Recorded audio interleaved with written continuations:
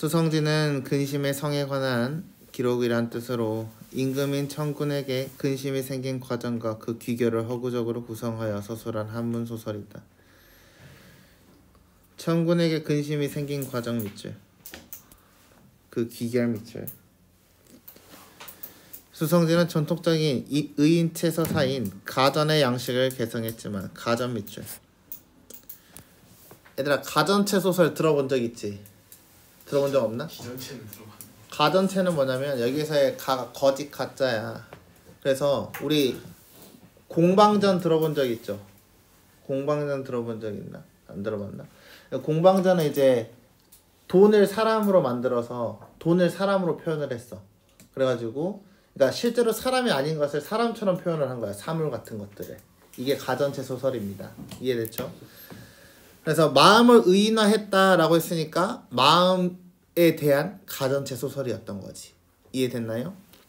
청군소설로 분류된다. 청군소설이란 마음이나 감정의 변화를 의인화한 소설로 천군은 인간의 마음을 신하는 인의예지와 같은 사단과 관련된 마음씨나 기쁨, 노여움, 슬픔, 즐거움, 사랑, 미움, 욕심과 같은 7정의 감정을 의미한다. 이해됐죠? 네. 이때 7정을 의인화한 인물은 천군의 마음을 혼란하게 하고 거기 밑줄 7정을 의인화한 인물 혼란하게 밑줄 사단과 관련된 마음씨를 의인화한 인물은 천군을 도와 잘라 사단 밑줄 천군을 도와 밑줄. 자, 그러면 7정과 사단을 잘 분리하란 이야기입니다. 회복하는 역할을 수행한다. 천군소설은 이러한 인물들의 대립에 의해 마음의 화평, 혼란, 회복의 서사구조를 이루게 된다. 수성지에서 천군은 자신을 찾아온 중국 전국시대 초나라의 충신인 구런이 성을 쌓을 수 있도록 청하자 이를 허락하는데 성이 축조된 후 원한과 씨름을 안고 죽은 인물들이 성 안으로 모여든다. 천군은 성 안의 사람들로 인해 씨름에 당기게 되고 이에 구런이 쌓은 근심의 성을 나라의 우한으로 지목한 후 국양을 보내 근심의 성을 평정한다. 국양 밑줄. 그럼 이 국양은 뭐에 대한 이야기야? 사단에 대한 이야기야. 이해됐지? 그러면 저렇게 앞에서 모여든 죽은 인물들은 뭐에 대한 이야기야? 7정에 대한 이야기가 되는 거죠. 오케이? 이러한 점에서 수성지는 청군소설의 서사구조를 따르면서도 사단 이외에도 마음을 화평하게 하는 작가의 방안을 확인할 수 있는 작품으로 평가하고 있다. 한편 수성지는 수많은 전고, 즉 역사적 전례와 고사를 활용하고 있으며 의도적으로 동일한 의미 있는 한자를 사용하였기 때문에 동일한 의미 있는 한자 밑줄 뭐에 대한 이야기야? 언어유의, 동음이어에 대한 이야기입니다. 동음이어. 의미가 중의적으로 해석되는 구절이 많다. 중의적의 체크. 따라서 정고에 대한 배경 지식뿐만 아니라 동일한 의미 있는 한자가 어떠한 맥락에서 사용되었는가를 파악해야 각 구절의 의미를 정확하게 파악할 수 있다. 나 봅시다. 이제 본문이에요. 주인홍이 글을 올리자 천군이 비답을 내렸다. 주인홍 동그라미 등장인물, 천군 동그라미 등장인물. 천군이 아까 뭐였다? 임금이었다 라고 보시면 되겠습니다. 내가 비록 부덕하지만 그러면 이 대화는 누가 하고 이야기를 하고 있어? 천군이 이야기를 하고 있어. 물 흐르듯 따르고자 한다. 국장군을 영접하는 일을 모두 주인홍에게 일임하오니 힘써 주신하라. 국장군 동그라미. 그럼 이 국장군은 아까 위에서 동그라미 밑줄 쳤던 누구에 대한 이야기다? 국양에 대한 이야기다. 주인홍이 말했다. 공방이 국장군과 친분이 있으니 불러올 만합니다. 천군은 즉시 공방을 불러 말했다. 내가 가서 나를 위해 잘 말해서 인재를 갈망하는 내 뜻에 부응토록 하라. 공방이 천군의 명을 받들고 그 무리 백문과 함께 공방에 동그라미 쳐놓읍시다잉. 지팡이를 짚고 길을 나서 강촌과 산촌을 두루 다녔지만 국양을 찾지 못했다. 목동 하나가 도롱이를 걸친 채 소를 타고 오는 것을 보고 공방이 물었다. 목동에 동그라미 칩시다. 국양장군은 지금 어디에 사느냐? 목동이 웃으며 말했다. 여기에서 멀지 않습니다. 저기 바라보이는 곳에 계십니다. 목동은 녹양총 안에 붉은 살구꽃이 핀 담장을 가리켰다. 거기에 뭐가 있대? 국양이가 있대. 공방은 즉시 풀이 우거진 시냇가 오솔길을 따라가서 담장 앞에 이르렀다.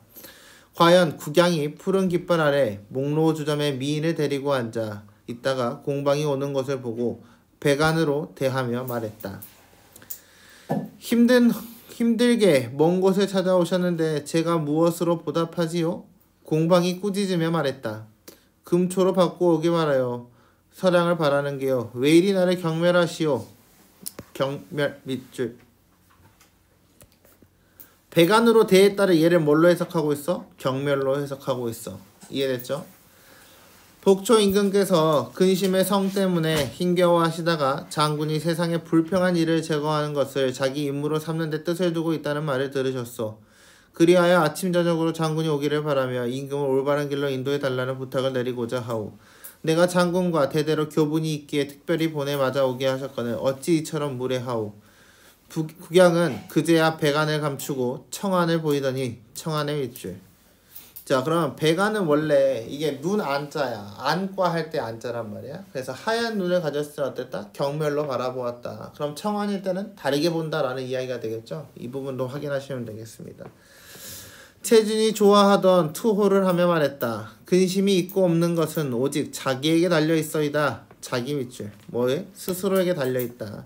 국양이 진기한 청궁구를 입고 오하마를 타고 병사를 일으켜 뇌주에 이르니 이때는 3월 15일이었다. 청군은 모형을 보내 이렇게 이루하게 했다. 고주를 버리지 않고 병을 거느리고 왔으니 여기서의 병은 병사에 대한 이야기죠. 이 기쁜 마음을 어찌 헤아릴 수 있겠는가. 경과 같은 큰 그릇이 바야흐로 후서를 맡으니 우선 경을 옹주, 병주, 뇌주의 3주 대도독 겸 구수 대장군으로 임명하더라. 뭐하고 있어요? 벼슬을 주고 있어요. 도성안은 과인이 맡을 테니 도성 밖은 장군이 맡아 진퇴의 시기를 짐작하여 병을 기울여 토벌하라. 지금 중서랑 모형을 보내 내 뜻을 전하는 한편 장군 곁에 두어 장서기로 삼게 하니 잘 살펴 시행하라. 자, 모형 밑줄. 모형에 동그라미 쳐놓고 모형을 통해서 뭐 했어? 나 너한테 벼슬 줄게. 근데 너 얘 데리고 있어. 라고 이야기를 한 거죠. 국양은 즉시 모형을 시켜 청군에게 감사하는 표를 지어 올렸다. 자, 여기서 표도 뭐예요? 편지입니다. 복초 2년 3월 5일 옹주, 병주, 뇌주, 삼도독, 대도독 겸 구수대장군 국양은 황공하여 백벌절하고 아랍니다. 저는 곡식을 먹지 않고 정기를 단련하며 병 속의 해와 달을 길이 보존하고 어지러움을 평정할 성인을 기다리다 마침내 벼슬을 내리시는 은택을 입게 되었으니 여기서 어지러움을 평정한 성인 밑줄. 자, 누구를 기다렸어요. 근데 그 사람이 저에게 벼슬을 줬대요. 그러면 여기서 어지러움을 평정할 성인은 누구를 의미해? 청군을 의미하게 되는 거죠. 스스로 돌아보매 마음 아프고 분수를 헤아려 보건대 실로 외람된 일입니다. 엎드려 생각하건대 저는 곡성의 후예요. 곡성의 후예. 여기서부터 가로 열어봅시다. 조계의 유파로서 왕탄지와 사안을 또다놓으며 강동의 풍류를 뽐냈고 해강과 유령의 풍치를 함께 즐겨 한적한 정을 중림에 깃들였습니다. 뭐하고 있어? 요약 제시를 하고 있어. 요약적 제시. 요약적 제시라는 건 뭐예요? 나라 혹시 요약적 제시 들어봤어? 뭐지? 인물의 삶을 원래는 우리가 소설 같은 거 이야기할 때 예를 들어서 선생님이 내게 물었다. 나는 대답했다. 뭐라고 이렇게 가지. 근데 이게 지금 뭐 본인의 삶을 압축적으로 제시하고 있지. 이게 바로 요약 제시예요. 이해됐나요? 반평생 드나든 곳은 오직 유리종과 앵무잔뿐이요. 백년소 동안의 사귐은 오직 습과 제와 고향의 술꾼뿐이었습니다. 제 행동이 예법에 맞지 않아 오랫동안 강호에 떠다니는 신세였거늘 전하께서 저를 버리지 않으시고 정벌의 임무를 맡기실 줄 어찌 알았겠습니까? 저 같은 광생이 어찌 큰 벼슬을 감당할 수 있겠습니까? 현인을 등용하면 대적할 자가 없고 근심을 공격하는 데에는 방책이 있습니다. 전하께서는 제가 가진 한 가지 작은 재주를 들어 의심치 않고 등용하시며 무사람의 입에 오르내리는 것을 저 홀로 결단하려 하시고 마침내 얕은 재주를 바다 같은 도량으로 포용해 주시니 감히 맑은 절개를 한층 더하고 향기를 더욱 바라지 않을 수 있겠습니까? 비록 술잔으로 병권을 내려놓게 한 조보의 계책에는 미치지 못하지만 가슴속에 1만 병사를 간직한 범중함의 위험을 따르고자 합니다. 뭐하고 있어? 임금 예찬하고 있지. 임금을 뭐라고 예찬하고 있어? 너 나 되게 나 고주망태 쓰레기 같은 놈인데 네가 나한테 벼슬을 줘서 so 땡큐 열심히 해볼게 라는 이야기가 되는 거죠. 청군이 표를 읽고는 몹시 기뻐하며 즉시 서주 역사를 영적장군으로 임명하여 도독의 휘하에 두었다. 이때 해는 저물어 연기가 피어오르고 산뜰바람에 제비가 지저귀는데 양쪽 진영에서는 화살에 매단 경문을 서로 쏘아보내고 북소리와 피리소리는 사기를 북돋고 있었다. 장군은 조구에 올라 주허후 유여장에게 분부를 내렸다. 군령이 지엄하니 네가 군령을 담당하여 기둥을 찌르는 교만한 장수와 술을 피해 달아나는 노병이 없게 하라. 뭐하고 있어요? 병사들을 단도리하고 있어요. 그렇죠? 그러자 군중이 엄숙해져 감히 떠드는 자가 없고 나아가고 물러서는데 질서가 있었으며 공격하여 전투를 벌이는데 법도가 있었다. 진법은 육화진법을 본받았으나 이것은 해바라기 모양을 본떠 만든 것이다. 옛날 이정이 고구려를 공격할 때 산이 험준해서 제갈공명의 팔진법을 쓸 수 없었으므로 육화진법을 대신 썼던 것인데 지금 이 진법을 쓴 것이다. 봐봐. 고구려 밑줄. 팔진법에서 고구려 때 뭘 썼다? 육화진법을 썼는데 이제 와서 이 진법을 다시 썼대. 그치? 그러면 이 국양의 계책이 뭔가 이 시대를 넘나든다는 이야기야. 그치? 그때 쓰였지만 안 쓰였다가 지금 다시 쓰게 됐어요. 언제? 이 위험할 때. 이렇게 해석을 해야 된다는 거죠. 장군은 옥주를 타고 주지를 건너면서 칼로 삿대를 치며 맹세했다. 반드시 근심의 선을 소탕하고 돌아올 것을 이 물에 걸고 맹세하노라. 이윽고 해구의 배를 정박한 뒤 즉시 장석이 모영을 불러 당장 경문을 짓게 했다. 경문은 다음과 같다. 모월 모일 옹주, 병주, 내주, 대도독 겸 부수대장군은 근심의 상의 경문을 보내노라. 이것도 편지입니다. 경문도 편지예요. 잠시 머물렀다 가는 하늘과 땅 사이 나그네처럼 흘러가는 시간 속에서 장수하든 요절하든 매한가지 꿈이거늘. 장수하든 요절하든은 뭐야 그러면? 오래 살든 빨리 죽든 똑같다. 살아서 시름겹고 한스러운 것이 해골의 즐거움만 못하니 어찌 슬프지 않으랴. 너희의 근심이 성이 우환이 된지 오래다. 임금에게 쫓겨난 신하, 근심에 잠긴 하나, 절개 있는 선비와 시인들이 근심의 성을 찾아와 거울 속에 이를 얼굴이 쉽게 시들고 머리카락이 서리처럼 하얗게 새니 그 세력을 더 키워 제압하기 어려운 지경에 이르게 해서는 안 될 줄 안다.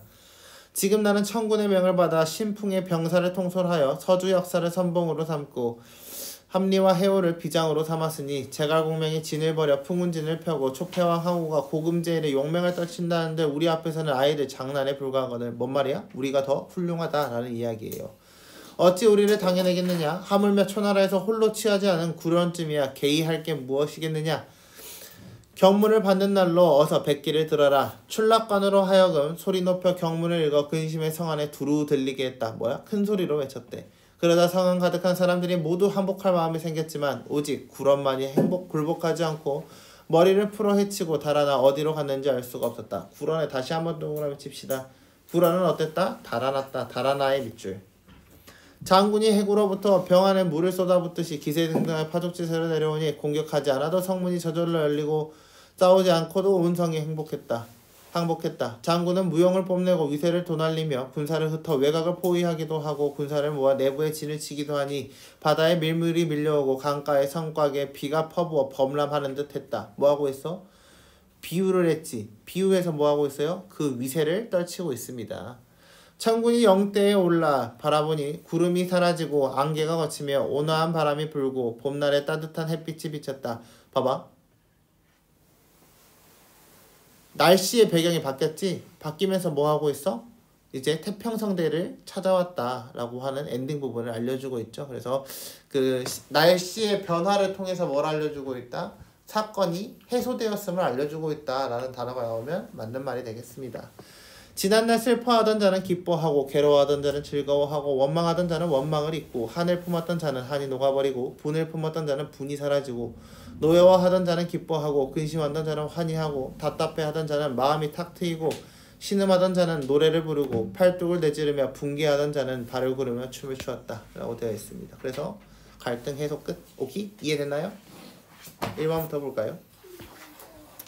윗글의 인물에 대한 이해로 가장 적절한 것은 청군은 자신의 부덕함을 감추기 위해 국영의 영접을 주인의 용에게 맡겼다. 부덕함을 감추기 위해 밑줄. 청군이 나 구려 네가 대신 해봐 라고 이야기했나? 그런 말은 없었죠. 그래서 1번 제껴야 되고 주인공은 자신과 국양의 친분을 내세우며 공방을 청군에게 추천하였다.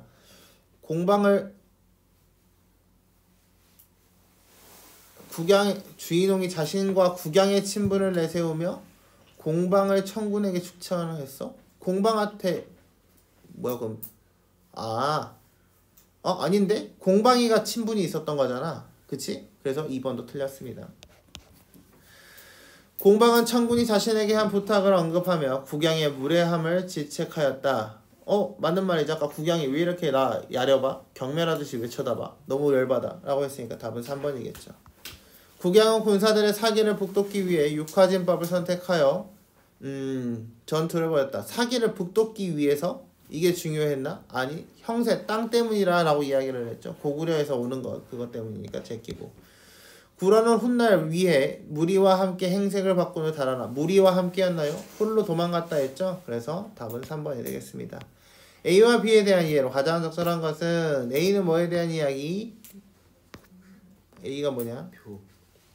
표. 이거는 임금한테 so thank you 했던 내용이고요. 경무는 너네 족됐어 빨리 항복해 라는 이야기였죠. 그래서 한번 봅시다. A에 나타난 자신의 능력에 대한 국양의 겸손함은 B에서 구런의 행적을 비판하는 근거로 전환된다. 뭐야 내 덕분에 구런이 도망갔다는 이야기니? 아니지? 그래서 1번은 틀렸고요. A에 나타난 임무 수행에 대한 국양의 자신감은 예 열심히 하겠습니다. 구런에게 항복을 권유하는 행위로 이어진다. 나 열심히 한다고 했어. 우리 기세 지리지. 너네 족됐어 라고 이야기를 했죠. 답은 2번이 되겠습니다. A에 나타난 청군에 대한 국양의 고마움은 B에서 청군의 명에 대한 당위성을 주장하는 근거가 된다. 고마우니까 열심히 할게 이런 내용이었나요? 그런 내용은 아니었습니다. A에 나타난 과거 행적에 대한 국양의 회고는 B에서 자신의 삶에 대해 한탄하고 슬퍼하는 B에서 지 삶에 대해서 한탄했니? 그런 거 없죠. 니네 그렇게 살면 안 돼 라고 이야기했지. 너네 그만둘 수 없어. 그대로 둘 수가 없다. 5번 A에 나타난 정기 수행을 위한 국양의 방책은 B에서 병사를 통솔하고 장수를 등용하는 방책으로 확대된다. 정기 수행을 위한 방책? 아까 정기 수행에 대한 방책 뭐라고 되어 있었지? 어디 봅시다. 정기 수행에 대한 방책 반평생을 깃들었습니다. 정기 수행을 했습니다. 뭐야 얘 그냥 맨 처음에 엄청 놀았다고 하지 않았어? 그치? 이 부분이기 때문에 그럼 다 노는 애들 골랐어야지. 이해됐나요? 그래서 5번도 틀렸다. 보기를 가를 참고하여 나를 감상한 내용으로 적절하지 않은 것은 그러면 가를 참고하였으니까 가의 관점으로 봐야 돼요. 청군이 근심의 성 때문에 힘겨워한다는 점에서 근심의 성에 저항하는 구호를 칠정의 감정과 맞는 말이죠. 주인공인 청군을 위해 그를 지어 올리는 국양을 영접하는 일을 주도한다는 점에서 사단과 관련된 마음씨를 의인화한 인물에 해당하겠군. 도와준다, 조력자에 대한 이야기니까 맞는 말이 되겠습니다.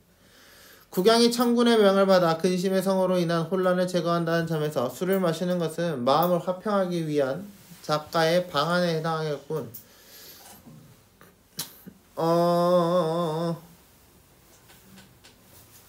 술을 마시는 것? 좀 애매하다잉? 세모 한번 쳐볼까? 4번 볼까? 국양과 구런이 근심의 성의 밖과 안에서 경무를 주고받으며 대치하는 상황은 사단의 마음과 칠정의 감정을 의인화한 인물이 대립하는 것에 해당하겠군 이라고 되어 있죠.